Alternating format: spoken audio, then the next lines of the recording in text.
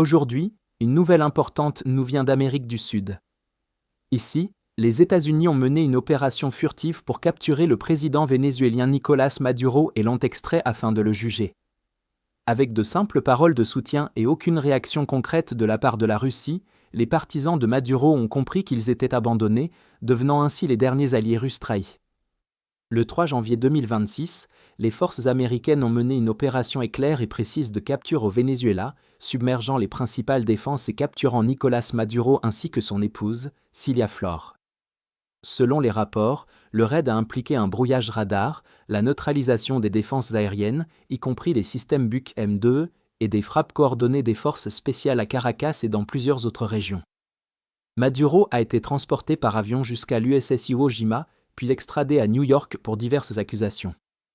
L'opération a anéanti la structure de commandement du régime pendant plusieurs heures, plongeant le pays dans le chaos, avec des émeutes de loyalistes contrastant avec des milliers de personnes acclamant la chute du dictateur et une profonde incertitude quant à la gouvernance actuelle. Ce qui rend la chute de Maduro particulièrement frappante, c'est qu'elle n'a rien eu de soudain ou d'imprévu. Pendant des mois, le dirigeant vénézuélien avait averti d'une confrontation imminente et suppliait ouvertement Moscou de l'aider, son principal allié stratégique depuis l'an 2000. En octobre 2025, Maduro a envoyé une lettre urgente à Vladimir Poutine, remise en main propre par un haut conseiller à Moscou. Il a demandé une aide militaire concrète, notamment la remise en état des chasseurs Su-30 Mk2, la révision des moteurs et des radars, la livraison de systèmes de missiles et un soutien logistique pour renforcer les défenses du Venezuela. Malgré des années de discours sur la fraternité et la résistance à l'impérialisme américain, la Russie a choisi de ne rien faire, et aucune des aides demandées n'est jamais arrivée. Les supplications de Maduro sont restées sans réponse, révélant à quel point les engagements de Moscou étaient déjà creux bien avant le moment décisif au début de ce mois. Lorsque ce moment est arrivé, la réaction de la Russie a de nouveau été d'une vacuité stupéfiante, la contribution la plus visible de Moscou à ce qu'on appelle l'axe de la résistance se limitant à des messages polis sur les réseaux sociaux et à quelques appels téléphoniques. Le ministère russe des Affaires étrangères a demandé à Washington sur X de reconsidérer et de libérer Maduro, tandis que le ministre des Affaires étrangères, Sergueï Lavrov, a appelé la vice-présidente du Venezuela pour exprimer son inquiétude et promettre d'empêcher toute escalade supplémentaire. Concrètement, cela revenait à admettre l'impuissance totale et la reddition de la Russie. Des années de promesses, y compris un traité de partenariat stratégique signé en mai 2025, des engagements répétés de soutien total, des livraisons d'armes et des déploiements de Wagner pour la formation, se sont effondrés en tweets et en condoléances dès qu'il a fallu agir. Pour le Venezuela, le choc a été d'autant plus profond que le pays considérait la Russie comme un garant stratégique. Maduro croyait que la présence de Moscou dissuaderait une intervention directe des États-Unis, en s'appuyant sur son statut de puissance nucléaire et sur l'amélioration de ses relations avec les dirigeants américains pour offrir un bouclier contre les sanctions et la pression militaire. Cette hypothèse a désormais volé en éclats, car l'inaction de la Russie n'est pas le fruit de la prudence ou de la diplomatie, mais bien de l'incapacité et de l'abandon.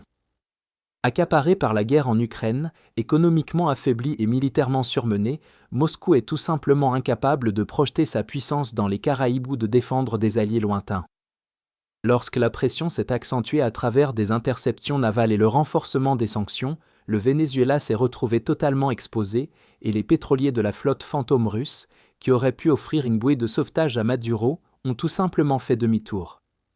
Il ne s'agit pas d'un effondrement isolé, mais d'un schéma plus large dans la manière dont la Russie traite ses soi-disant alliés.